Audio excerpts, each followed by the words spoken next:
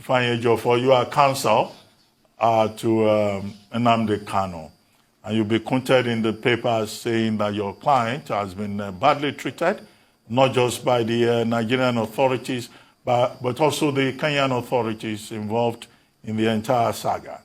Although the government of Kenya has pleaded innocence in all of this, saying that they were not involved in any way whatsoever. What are the issues involved in terms of the procedure adopted by the Nigerian government and the extent of the involvement of the Kenyan authorities? If you may just present your case. Thank you so much, Mr. Bati. Let's go straight to the point, because I have a number of issues I wanted to address in the course of this discourse. First of all, there was a clear collaboration between the Kenyan government and Nigerian government.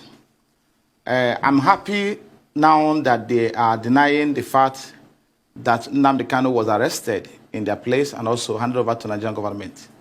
But I can assure you that by the time we finish with them at the international court, they will never remain the same. What's important at this stage, and I've already made known to the world, is that he was arrested at the airport on the 19th day of June 2021. And he was taken to an unknown residence. That is a fact. He wasn't taken to a custody, and they recognized the official custody of the police over there. He was taken to an unknown residence where he was subjected to inhuman treatment. Nnamdi Kanu was tortured, maltreated, and beaten, mercilessly beaten. So these are facts within our knowledge, confirmed by him to us.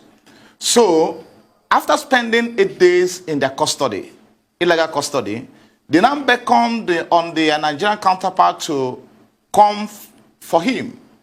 And by the time they came, Nnamdi Kanu was apparently unconscious at the point they came to pick him. He was unconscious. He was near lifeless at the time they were back taking him to Nigeria. So, and consequently they brought him here. So now, to tell you the level of their conspiracy and the desperation to get him jailed at all costs by enemies. They brought him here on a Sunday, and the federal government is fully aware that I'm the lead counsel to Nnamdi Kanu. And there's a charge against him before the court, which has been subsisting has been going on.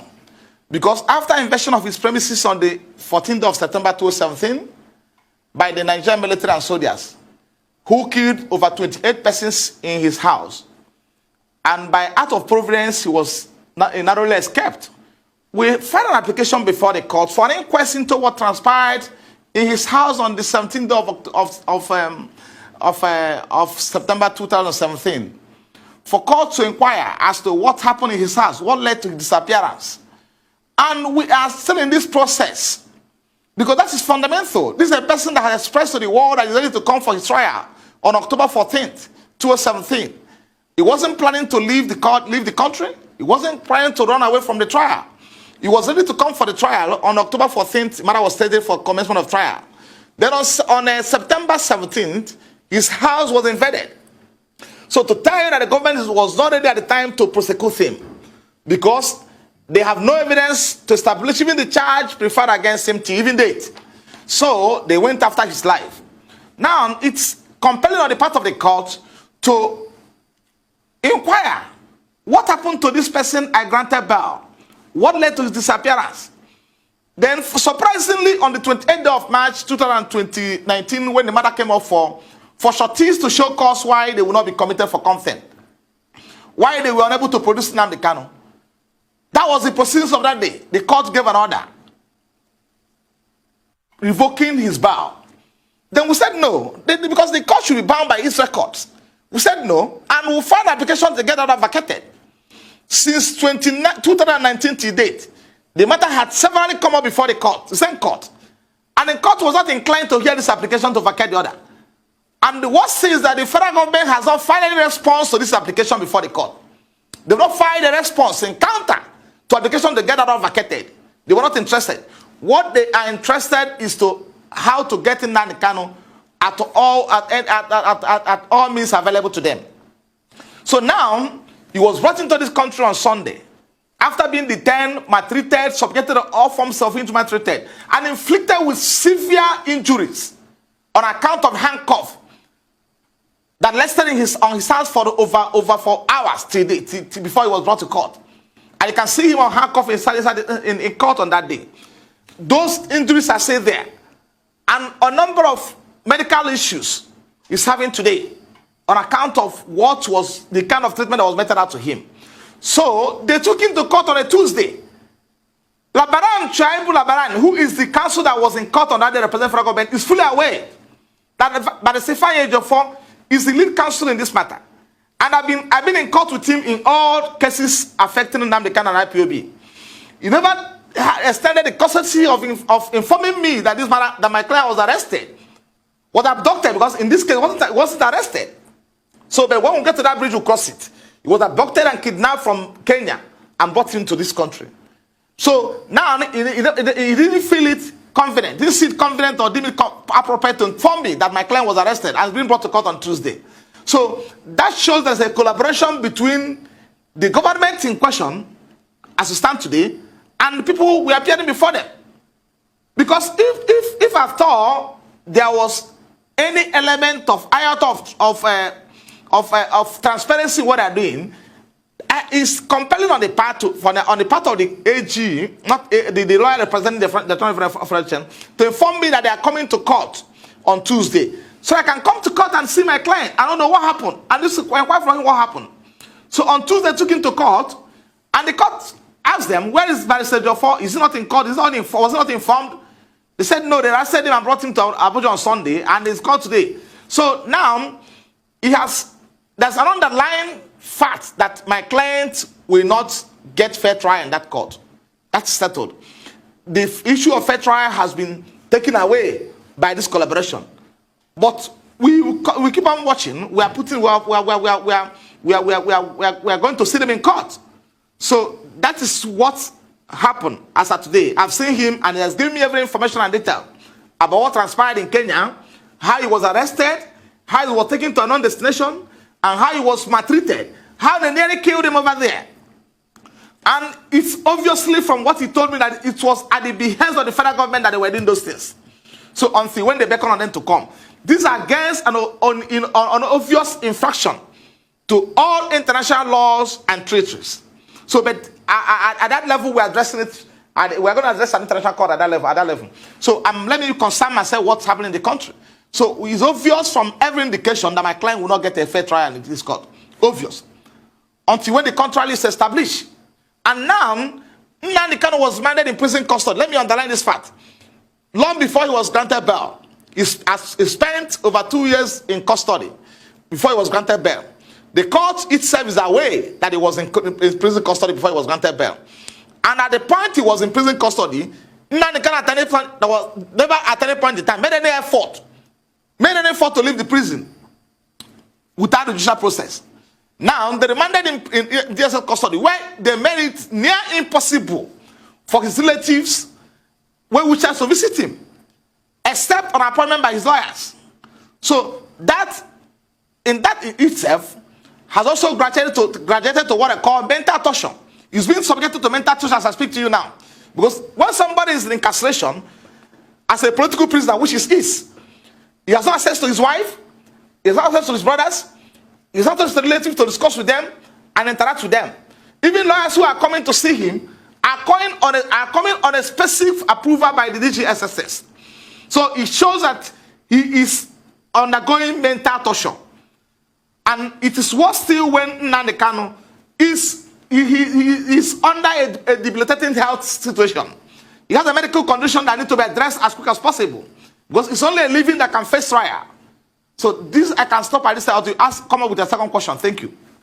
Wow, you've given us quite a lot to unpack. I want to start off with Kenya, because you've said you're going to address that in an international court. But Kenya's extradition laws make it quite clear the kind of offenses, the nature of offenses for which extradition can be granted. There's a list. and treasonable felony is not in that list. In fact, the law in Kenya, the extradition law, states that fugitives are not to be surrendered if the offense is of a political character. So you mentioned the charges proffered against your clients. Has the Nigerian government now expanded the range of charges levied against your client? That's my first question. What are the charges that Nnamdi Kanu is facing now? My second question, you've said that you don't feel that your client will get a fair trial in Nigeria, but he has been given access to you, his legal representative.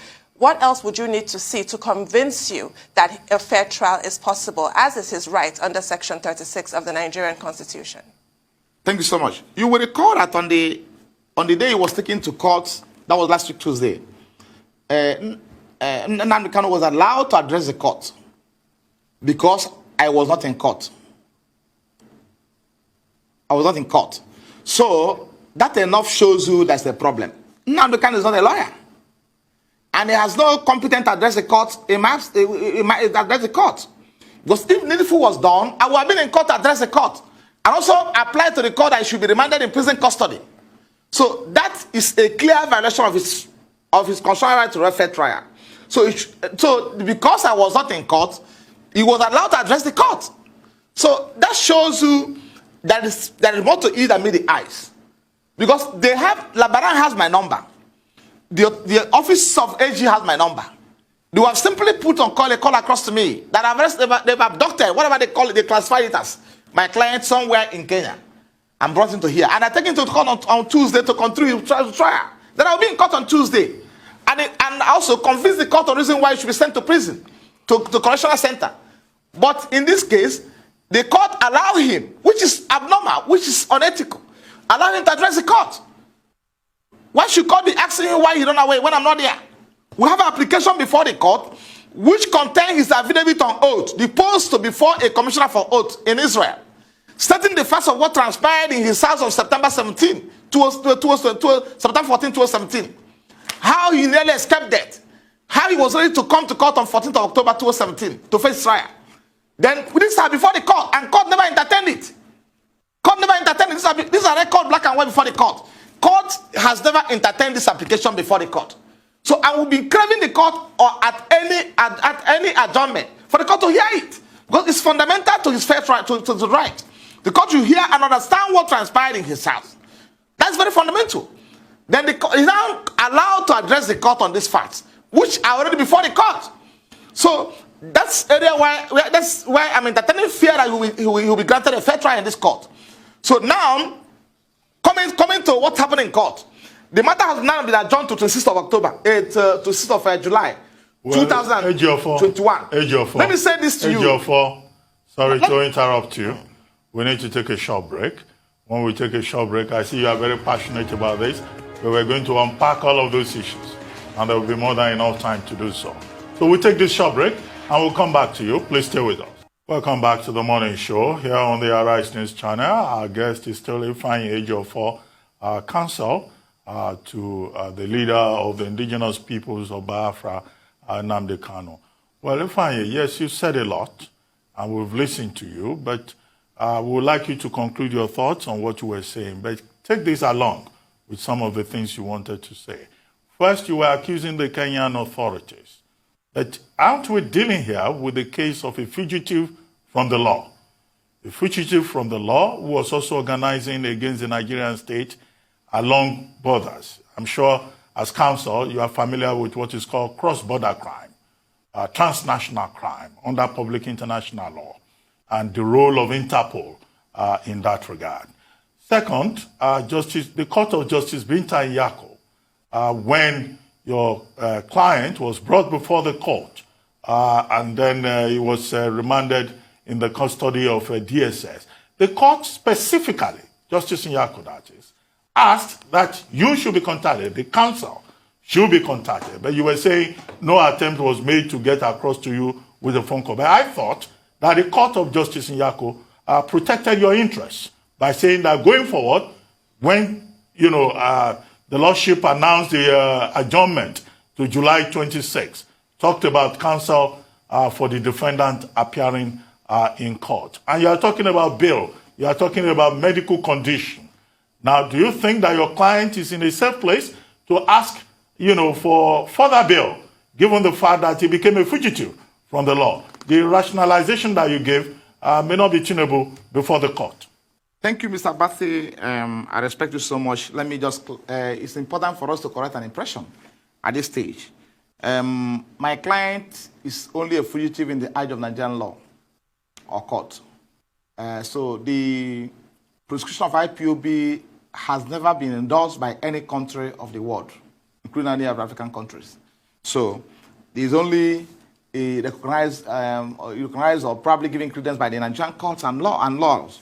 So let me address the fourth part. We have what I call extradition proceedings. The fact that he was allegedly committed a crime or probably on a warrant to be arrested cannot stop the country from going into what they call extradition proceedings. Before it can be, his extradition can be granted by that country. And you have heard it see that even the offenses he was being charged of at the time he was abducted from Kenya did not fall within the items specified under the Kenyan laws as those offenses that can be had under extradition proceedings. It's clear. So what we are saying is that it's subjective to Nigerian opinion. It's a law. It's a fugitive only in Nigerian court. Why is it that no country of the world has endorsed IPOB as a terrorist organization?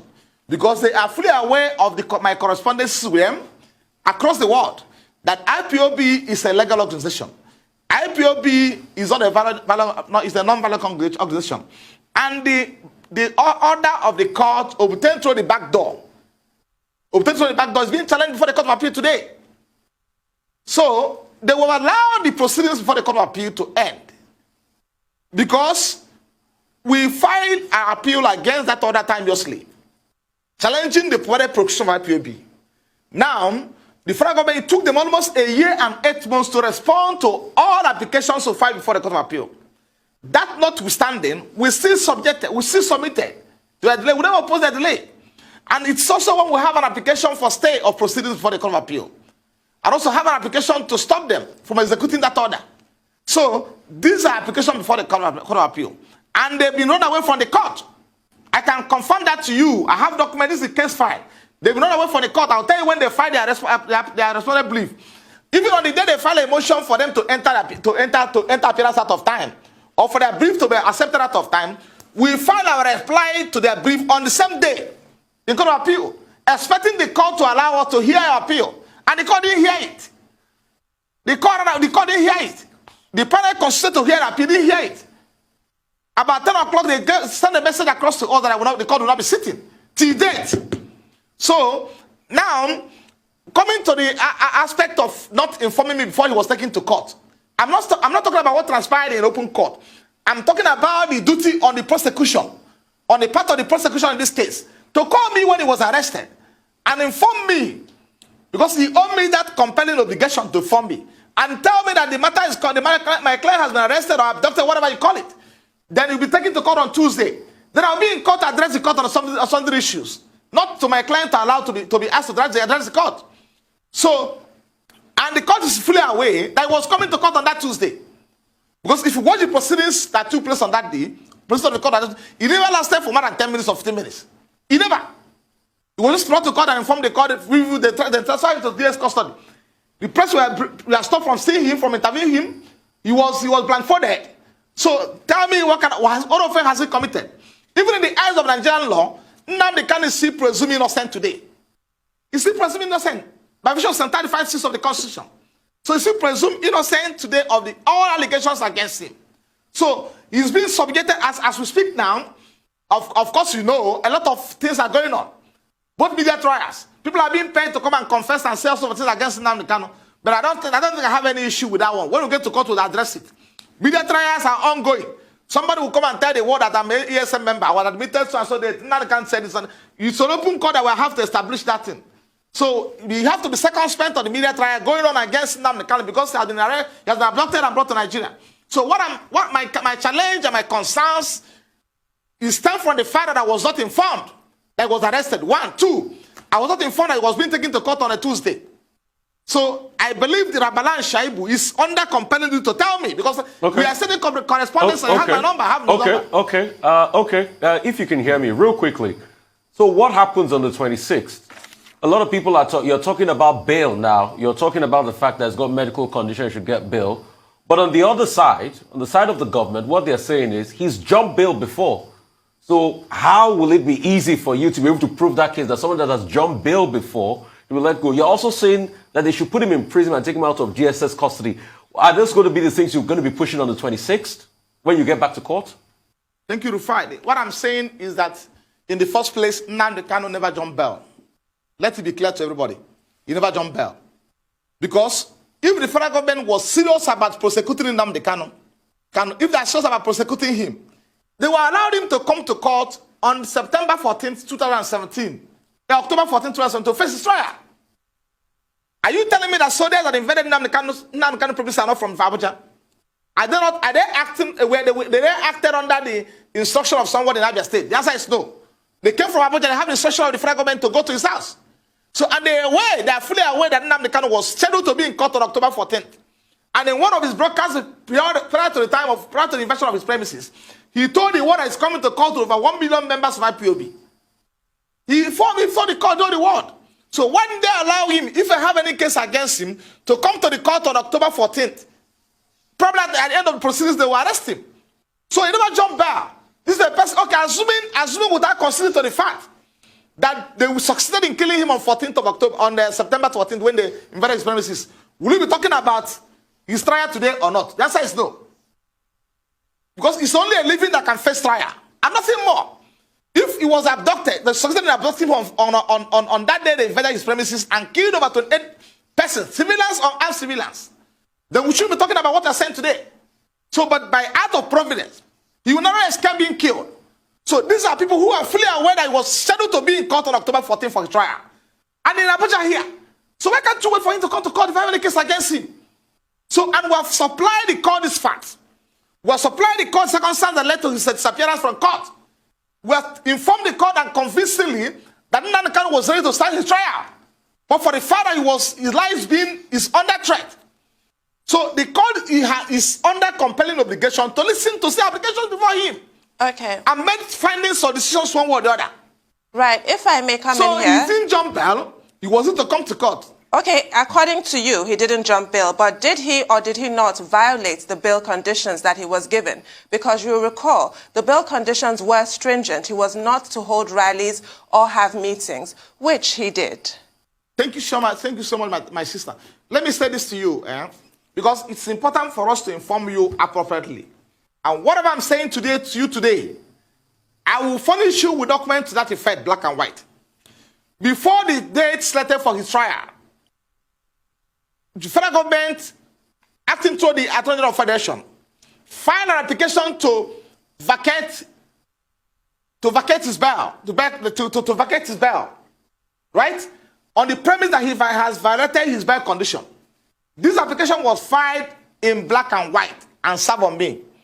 And I responded to that application because it's a matter for court to decide. We cannot at this stage, at that point in time, or probably during that period, determine when Nnamdi Kanu violates his bail condition or not. And also, I want you to appreciate the fact that I had also filed an application to validate their bail condition before they file their own. So this is a pending application before the court. The court to hear my application to validate his bail condition, hear the one filed by the federal government that he has violated the bail condition, and also hear the one I filed in reply to one federal government filed, stating that Nnamdi Kanu never violated his bail condition. So they're supposed to hear those applications because it's under our duty to hear that application and make decisions one way or the other. So it is not in our it's not within our rights today to state that Nnamdi Kanu violated his bail condition at that point in time, because we have an application before the court for the court to hear and determine. So I still maintain today that Nnamdi Kanu never violated any bail condition. Anyway, Mr. Because we have an application before the court to vary it. Also, Mr. Ejorfor, your point is clear. But before we go, you said you are going back to the court to do the needful. Will you define for us and for the benefit of our viewers what you mean by doing the needful? What will be your prayers before the court when you show up there on July 26th? Mr. Ruben Nabati, thank you so much. What I want to say to that effect is that we have already filed, applications are going into the court today.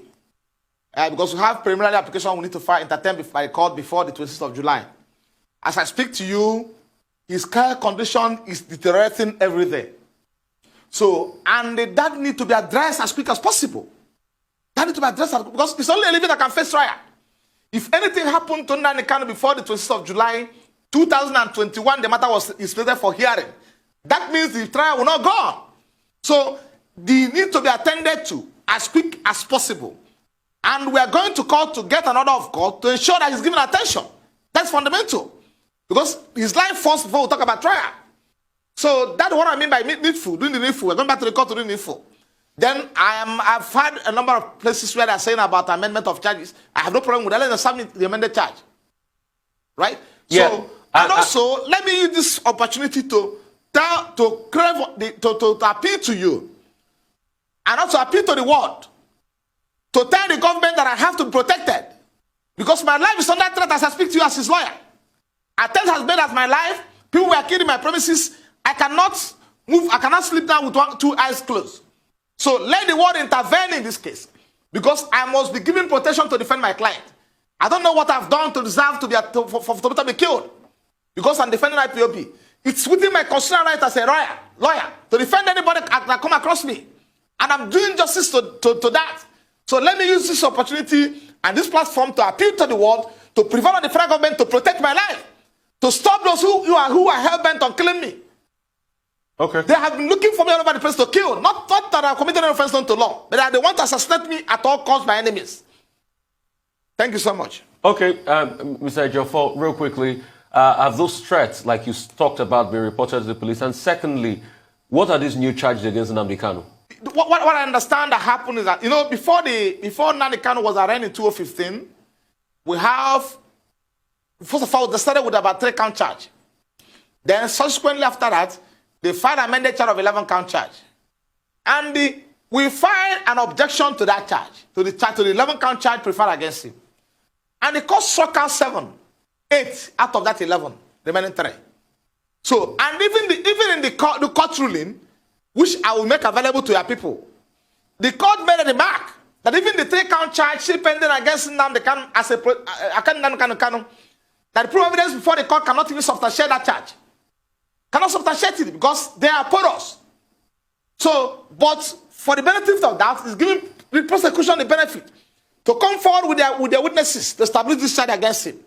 So now, what we are seeing today is that those charges, the court struck out, has been referred by the federal government. That's what we're seeing today. The court has struck out, the 8-count charge, the court has struck out sometime in the course of the proceeding, has been referred, resurrected by the federal government again. But my brother, we have no problem. We know that Nnamdi Kanu, the whole world knows, is a political prisoner. So we know he's a political prisoner, and we are going to impanel a fortified legal team for him. And in court, we resolve every aspect of the items of the charge they are bringing before the court. We are not running away from the court. We believe in the judicial process. We have implicit confidence in the judicial process. So, but when things are going wrong, I will inform the world, because I must be alive to my duties. I mean, what are these charges? You've not specifically, stated these charges so that the world can know. These charges that have been brought back, like you said, what are these charges?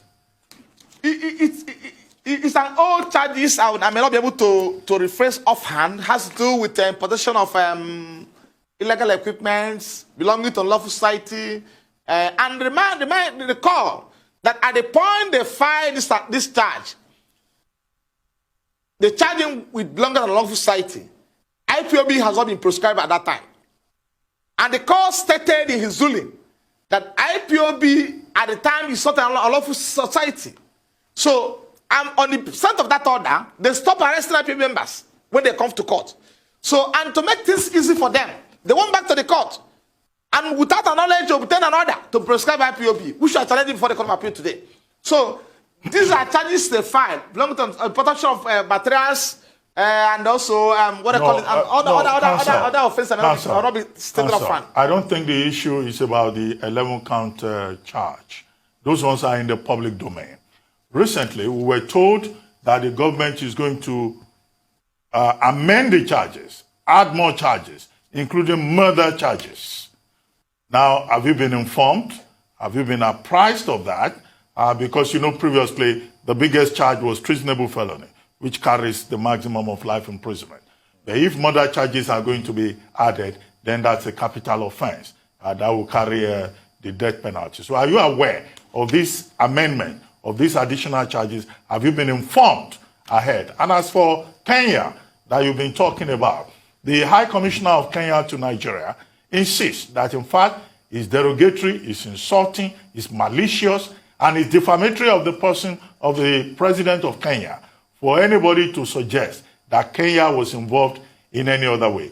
And that was why I asked you the question about trans-border crime, transnational crime, cross-border crime, and whether in fact what we're dealing with here is Interpol working directly with the Nigerian government. Okay, Mr. Abati, for the benefit of that, let me just spare some time and address you on this point. I wanted not to say it, but let me just say for the benefit of that, for the world to know. When Nnamdi Kanu was arrested, abducted in Kenya by the Kenya police force at airport, he was primarily accused by the people that arrested him of committing treason offense in their country.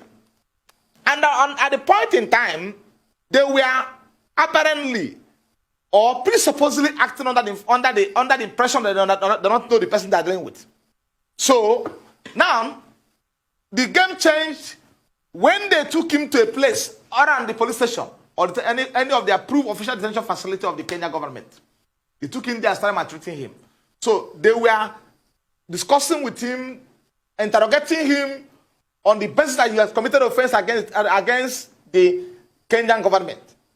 So I am telling you what I have with me, the impeccable facts I have with me. And I have every evidence to establish that in the course of time.